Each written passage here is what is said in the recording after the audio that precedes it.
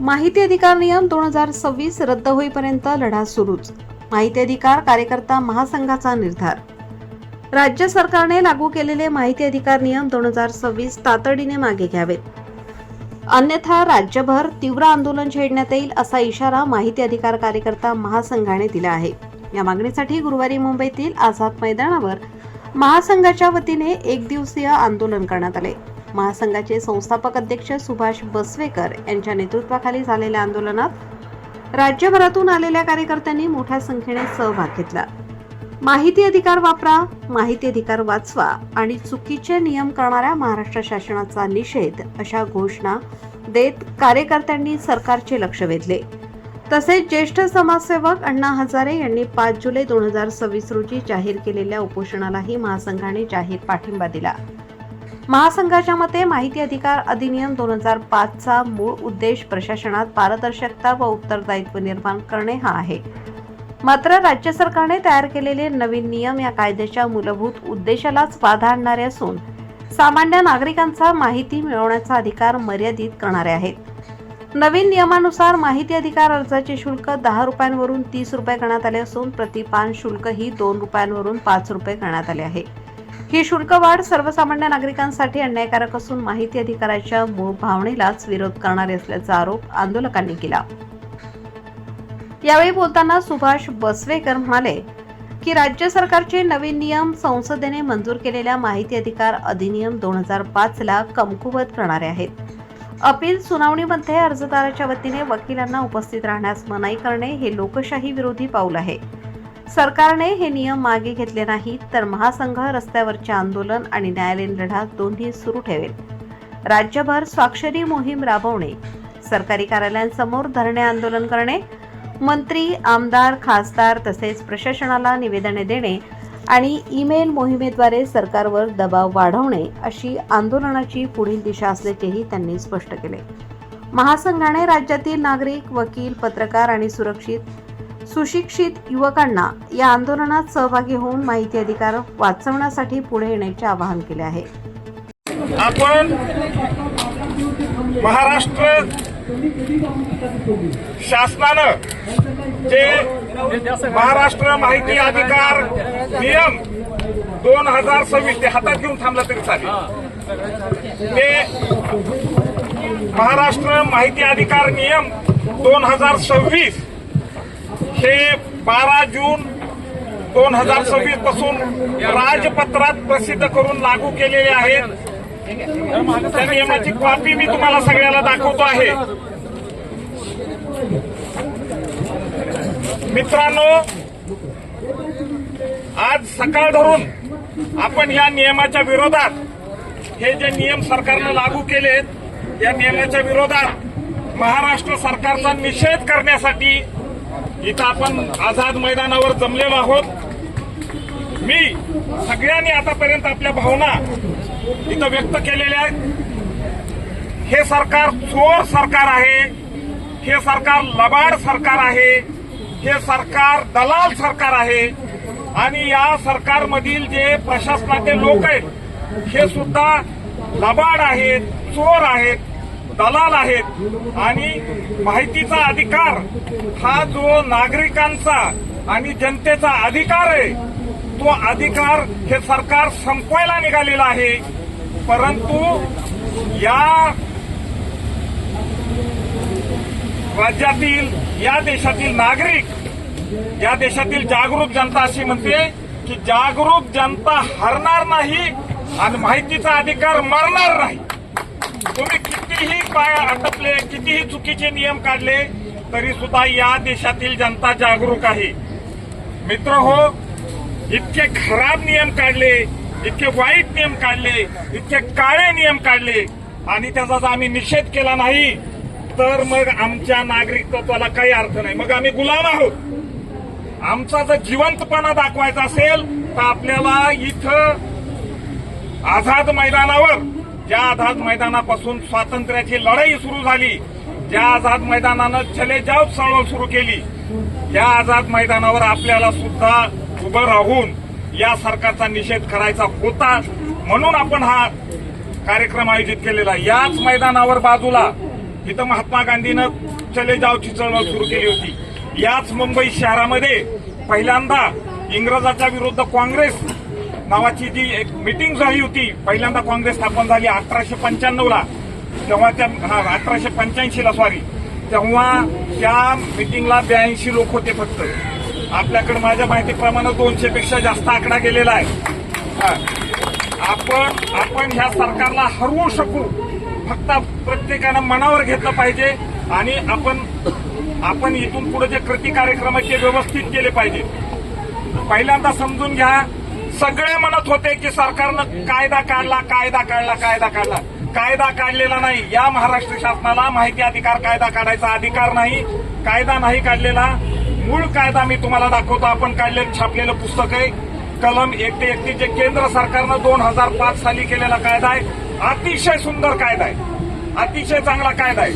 आणि हा जो कायदा काढलेला आहे त्या कायद्याचं हे पुस्तक आहे. आणि हा कायदा कसं चालावं त्याचे जे छोटे छोटे नियम असतात ते नियम या राजपत्रात केलेले आहेत. असेच नियम सरकारनं 2005 साली केले होते. त्यालाही त्यावेळेस सरकारनं महाराष्ट्र माहितीचा अधिकार नियम 2005 असं म्हटलेलं होतं. त्यानंतर सरकारनं 2012 मध्ये काही नियम केले आणि आता 2026 मध्ये मागचे सगळे नियम कॅन्सल केले, अधिक्रमित केले. आणि आता सरकारनं हे 27 नियम आहेत छोटे मोठे या राजपत्रामध्ये. या राजपत्राची पीडीएफ कॉपी आपल्या सगळ्याकडे, तुम्ही ती वाचा. आणि हे जे नियम आहेत हे नियम करताना नियम असा असतो की या जे मूळ कायद्यामध्ये लिहिलेलं आहे त्याला धक्का लागता कामा नये. मूळ कायद्यात आता हे 27 नियम आहेत, त्यातले 20 नियम असे आहेत 20 ते सांगतात की या मूळ कायद्याला धक्का लावतो. तुमच्या माहितीवर सांगतो की मला असं वाटलं होतं की सामान्य प्रशासन विभागातले जे IAS ऑफिसर असतात ते खूप हुशार असतात, प्रगल्भ असतील, विवेकी असतील. परंतु त्यांनी हे सिद्ध केलं की आम्ही मूर्ख शिरोमणी आहोत. त्यांनी हे सिद्ध केलंय की आमची हुशारी, आमची चिकित्सा बुद्धी, आमचं ज्ञान ह्यांचा त्यांनी केव्हाच लिलाव केलाय. इतके खराब नियम काढलेत. उद्याच्याला जर चांगला आपल्याला जर न्यायाधीश भेटला, आपलं जर चांगलं जर काही भाग्य असेल, आपलं जर नशीब चांगलं असेल तर आपल्याला जर एखादा चांगला न्यायाधीश भेटला तर ह्या नियमाच्या तो चिंध्या करून टाकेल. आपण पुढच्या 8 ते 10 दिवसात या नियमाच्या विरोधात मुंबई उच्च न्यायालयात याचिका दाखल करणार आहोत. आपण मित्रहो, यातले 2-3 नियम तुम्हाला मसाला म्हणून सांगतो. त्या दिवशी मी सांगितलं होतं, मी ज्या दिवशी युट्यूब लाईव्ह घेतलं, मला वाटतं 16 का 17 तारखेला, त्या दिवशी मी सांगितलं होतं की जर देवेंद्र फडणवीस यांचं सरकार त्याला थोडी जर अक्कल असेल तर यामध्ये माहिती का पाहिजे याचं प्रयोजन काढून टाकेल. माहिती का पाहिजे हे प्रयोजन कोर्टात टिकणार नाही. हे मी 17 तारखेला सांगितलं होतं आणि 19 तारखेला सुधारणा आली की आम्ही अर्जामधलं माहितीचं प्रयोजन हे शब्द काढून टाकलेला आहे. तुमच्या माहितीवर सांगतो, कुणी काही बोललं नव्हतं, कुणी काही मोठं आंदोलन केलं नव्हतं. आपली संख्या ना इतकी छोटी आहे ना, तुम्हाला सांगतो मुख्यमंत्र्याला आणि सचिवाला काही फरक पडत नाही आपल्या 200 लोकांचा, काही नाही. आता इथून पोलिसाकडून आकडा गेला असेल की 200 टाळकी इथं बसलेली आहे. ते म्हणले असतील मरू द्या, काय करू द्या, आपण त्यांना काय विचारायचं नाही. आपण निवेदन पाठवलंय, निवेदनावर त्यांची आणखीन काही पोच आलेली नाही कारण आपली संख्या कमी आहे. परंतु तुमच्या माहितीवर सांगतो की हे बेअक्कल सरकार आहे. त्यांनी प्रयोजन तर लगेच काढून ठेवलं. कुणी आंदोलन केलं नव्हतं, कुणी आझाद मैदानावर जमलं नव्हतं, काही नव्हतं. आपले श्रद्धेय अण्णा हजारे त्यांनी मात्र एक प्रतिक्रिया दिली होती. त्या माणसाला आपण मानलं पाहिजे, तो आपल्यासाठी ऋषितुल्य माणूस आहे. आणि त्यांनी एक प्रतिक्रिया दिली आणि तुम्हाला सांगतो की एक कलम काढून टाकलं सरकारनं. आता आपण जर न्यायालयात गेलो आणि न्यायालयात त्याची चांगली चिकित्सा केली तर यातली बरीचशी कलमं काढून टाकली जाणार आहे. मुळात बघा काय झालेलं आहे माहितीये का, की हा जो कायदा आहे यात त्यांनी सांगितलं की आता मूळ अर्ज करायचा असेल तर 30 रुपये फीस द्यावी लागेल. त्यानंतर तुम्हाला प्रथम अपील करायचं असेल तर 50 रुपये द्यावे लागतील. द्वितीय अपील करायचं ते 100 रुपयाचे कोर्ट फी स्टॅम्प लावावं लागतील. मुळात असं आहे की या कायद्यामध्ये जो मूळ कायदा आहे ना, या मूळ कायद्यामध्ये फक्त 2च वेळा फीस घेता येते. नागरिकाकडून जी फीस घ्यायची ती 2च वेळा घेता येते. कधी घेता येते? मूळ अर्ज करताना फीस घेता येते, जी 2005च्या नियमाप्रमाणे केंद्र शासनाचे जे नियम आहेत आणि राज्य शासनाचे नियम आहेत त्याप्रमाणे 10 रुपये होते, ते आजपर्यंत आपण देत होतो. या कायद्यात 2च वेळा फीस घेता येते. पहिली आहे अर्ज करताना 10 रुपयाची फीस. दुसरी फीस अशी आहे की जेव्हा तुम्हाला माहितीचं शुल्क, समजा 25 पानाची माहिती असेल तर नियम केलाय 2 रुपये पान, त्याप्रमाणे 50 रुपये भरून आपण फीस घेत होतो. 100 पान असेल तर 200 रुपये घेत होतो. 300 पान असतील तर 600 रुपये भरत होतो. 2 रुपये प्रमाणे पान, त्या 2च वेळा फीस घेता येते. या कायद्यामध्ये नियम 27 जर तुम्ही वाचला तर त्यातही असं लिहिलं की 2च वेळा फीस घेता येते. परंतु सगळी राज्य शासनं 4 वेळा फीस घेतात. कधी घेतात फीस? मूळ अर्ज करताना फीस घेतात, प्रथम अपील करताना फीस घेतात, द्वितीय अपील करताना फीस घेतात आणि माहिती देताना माहितीचं शुल्क घेतात. म्हणजे आपल्याला अपिलापर्यंत गेलो तो एका अर्जावर 4 वेळा फीस भरता येते. हा कायदा सांगतो की 2च वेळा फीस घेता येते. आता आपण ह्याचा आर्ग्युमेंट करणार आहोत. कुणीतरी 2005 साली जर गेला असतं ह्या महाराष्ट्र शासनाच्या विरोधात न्यायालयात तर ही अपिलाची फीस कॅन्सल झाली असती. कशावर म्हणतो मी हे? तर केंद्र सरकार प्रथम अपील आणि द्वितीय अपिलाला 0 फीस घेतं. आपल्याच देशातलं केंद्र सरकार आहे ज्यानं कायदा काढलाय. त्यांनी तर तिथं जरा हुशार लोक बसलेत, यांच्यासारखे आडांचोच बसलेले नाही तिथं. त्यांनी जाणीवपूर्वक, कारण कायद्यातच नमूद आहे, त्यामुळे ही फीस घेता येणार नाही. आता जी आपण याचिका दाखल करणार आहोत त्यात आपण सांगणार आहोत की आम्ही प्रथम अपिलाला आणि द्वितीय अपिलाला फीस देणार नाही, कायद्यात तरतूद नाही. तर याच्यात हे सरकार हरणार आहे, 100% हरणार आहे. तुम्हाला सांगतो, ह्या फीस आपण कमी करण्याचा आटोकाट प्रयत्न करू. दुसरी गोष्ट आहे, आपल्याला पूर्वी 2 रुपयाचं पान होतं, आता त्यांनी केले 5 रुपयाचं पान. 5 रुपयाचं पान. या कायद्याचा आशय आणि या कायद्याची मूलभूत रचनाच अशी आहे की हा कायदा गोर गरीब सामान्य सर्वसाधारण लोकांना उपयोगात आणता यावा. आणि या कायद्याचा उपयोग हा भ्रष्टाचार विरोधी कायदा आहे. हा कायदा हे सुशासनाला पूरक कायदा आहे. चांगलं शासन चालावं म्हणून पूरक कायदा आहे. या कायद्यातून पैसे नसते सरकारनं कमवायचे. सरकारनं पैसे कुठून कमवावेत? दारू विक्रीतून पैसे कमवावेत. सरकारनं काय करावं? आणखीन जमीन महसूल घ्यावा. जिथं जिथं व्यवसाय आहे, व्यापार आहे, तिथं तिथं जीएसटी वगैरे लावावी आणि सरकारनं त्यांचा महसूल करण्यात घ्यावा. माहिती अधिकार हा कायदा सुशासनाचा कायदा आहे आणि तिथं जर तुम्ही त्याला जर महसुलासारखं जर म्हणायला लागलात तर हे चालणार नाही. त्यामुळं या सरकारचे जे 5 रुपये आहेत, आता मग कुणीतरी मग चांगलं सांगितलं होतं की कुठलं झेरॉक्स सेंटर असं की जे 5 रुपयाला झेरॉक्स काढून देतो म्हणून ह्या सरकारनं 5 रुपये लावले. आणि ह्या सरकारची बदमाशी पुन्हा काय माहित आहे का, की डिजिटल कॉपी असेल तर तिच्यासाठी सुद्धा 5 रुपये. डिजिटल कॉपी, समजा तुम्ही एखादी पीडीएफ कॉपी आहे त्यांच्याकडे आणि पीडीएफ मध्ये 100 पानं असतील तर 100 पानाची पीडीएफ खरं तर मोफत द्यायला पाहिजे, किंवा ते जे 5 रुपये 10 रुपये किंवा त्यांना म्हणलं पाहिजे. पूर्वी कसं होतं, 50 रुपये होते संगणकातली माहिती घेण्यासाठी. तेव्हा काय होतं, 2005 साली पेन ड्राईव्ह नव्हता, सीडी होते, फ्लॉपी होते. तर सीडीची फ्लॉपीची किंमत 50 रुपये घ्यायची, तेव्हा तिची किंमत बाजारात तेवढी होती. परंतु आता तुम्हाला पेनड्राईव्ह मध्ये माहिती द्यायला मोफत माहिती दिली पाहिजे. पण या सरकारनं डिजिटल कॉपीचे सुद्धा 5 रुपये. म्हणजे हे सरकार माहिती अधिकार कार्यकर्त्याला लुटायला लागले. आणि यांचा निर्लज्ज आयुक्त राहुल पांडे, जो की देवेंद्र फडणवीस यांचा दलाल आहे, तो अशी शिफारस करतो की प्रथम अपिलाला 50 रुपये घ्या, आपलं मूळ कायद्याला मूळ अर्जाला 50 रुपये घ्या, प्रथम अपिलाला 100 रुपये घ्या आणि द्वितीय अपिलाला 200 रुपये घ्या. म्हणजे यातून शासनाला महसूल गोळा होईल. हा माहिती आयुक्त आहे हा खरं तर माहिती आयुक्त कुणाचा असतो माहिती आहे का? ज्या कायद्याचा पालक आहे आणि जनतेचा रक्षक आहे, परंतु हा सत्तेची दलाली करतो.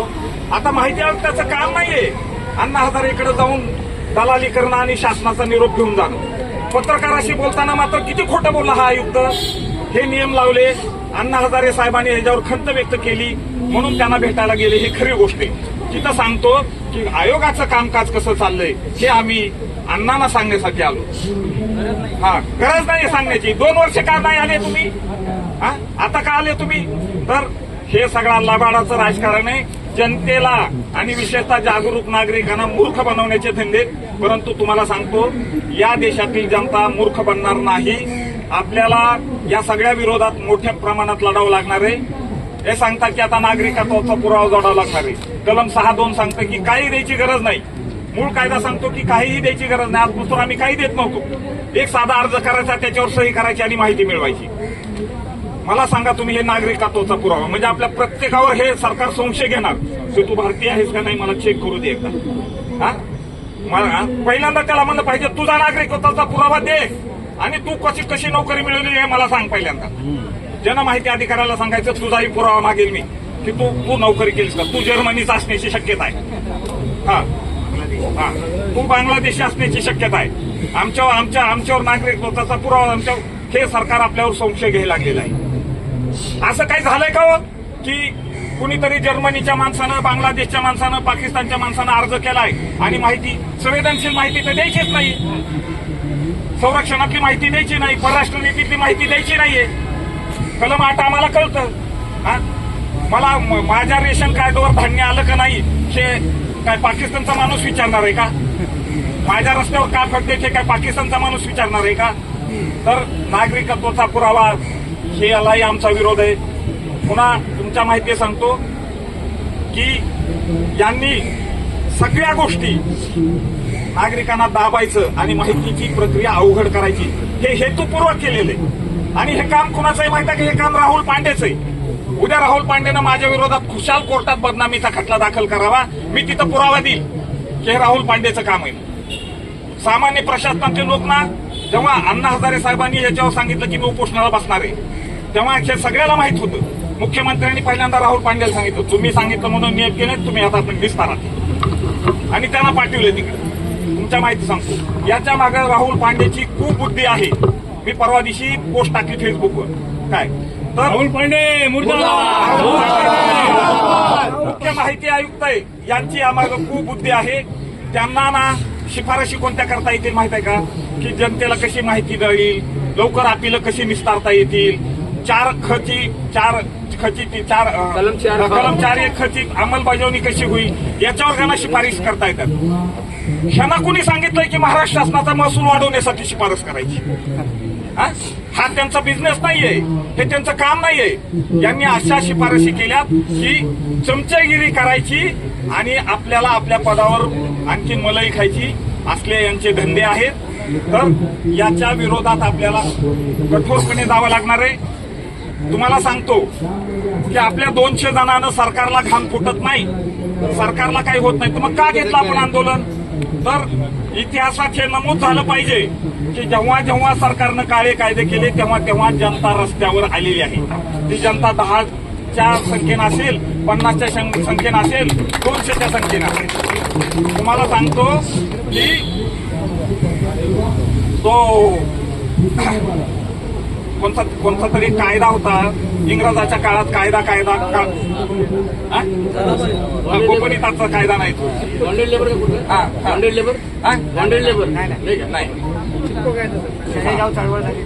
नाही, त्याच्या अगोदर काळा कायदा वापस घेण्यासाठी एक आंदोलन झालं होतं. रोलेट कायदा हा काळा कायदा होता म्हणून जनता रस्त्यावर आली.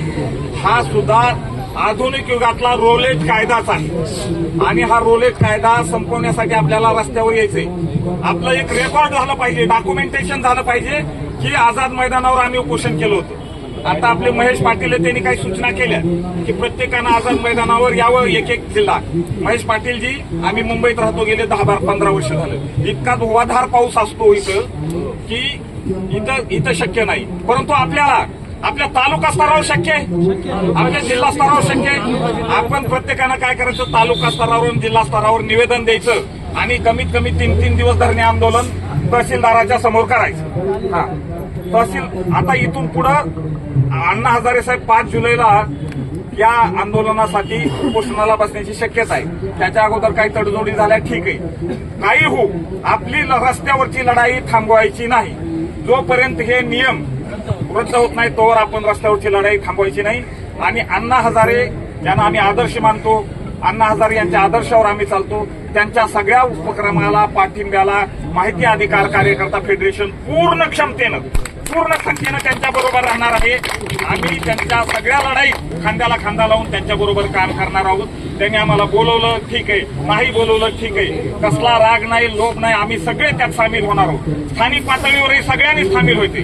आता इथं चंद्रपूरचे आलेत गरगेलवार काहीतरी, आणि इकडून गुरव आलेत रत्नागिरीवरून, संगमेश्वरून, म्हणजे इतक्या दूर 700, 800 किलोमीटरवरून कार्यकर्ते इथं आलेले आहेत. या सगळे कार्यकर्ते सगळ्या जिल्ह्यात आपल्या रस्त्यावरची लढाई सोडायची नाही आणि न्यायालयीन लढाई आपण मजबूतपणे लढणार आहोत. मी तुमच्या सांगतो, मला 1-2 वकिलांशी संपर्क साधला. मी त्यांना सांगितलं की आम्ही तुमची पूर्ण फीस देऊ, आम्हाला असा वकील पाहिजे, आम्हाला असा नकोय की सामाजिक कार्यकर्ता आमच्याकडून कमी फीस घ्या, अशी काही गरज नाही. आमच्यात धमक आहे, आम्ही सगळ्यांनी 500 रुपये काढले ना तर 4-5 लाख रुपये असे जमतील. आम्ही सांगितले चांगली फीस घ्या, पण असा माणूस पाहिजे की ज्याला माहिती अधिकाराविषयी कळवळ आहे, ज्याला असं आतून वाटलं पाहिजे की माहिती अधिकार कायदा संपला नाही पाहिजे. आता इथं सोलापूरचे ते कार्यकर्ते होते निर्भयवाले, ते किती चिडून बोलत होते. जी चीड आहे ना, जी तळमळ आहे त्यांची, ती अशा तळमळीचा वकील आम्ही बघतो. मी 2-3 वकिलाला भेटलो, तळमळीचा वकील शोधायचा आणि त्याच्याबरोबर काम करायचे. पैसे घे पण उत्तम काम झालं पाहिजे आणि तो वकील बी चांगल्या स्टेटसचा पाहिजे, चांगला पाहिजे, अनुभवी पाहिजे. पैशाची कमी नाहीये, आम्ही कुठूनही पैसे गोळा करू, आम्ही CST स्टेशनच्या समोर भीक मागू, पण आम्ही चांगला वकील म्हणून सरकारला हरवण्याचा आटोकाट प्रयत्न करणार आहोत.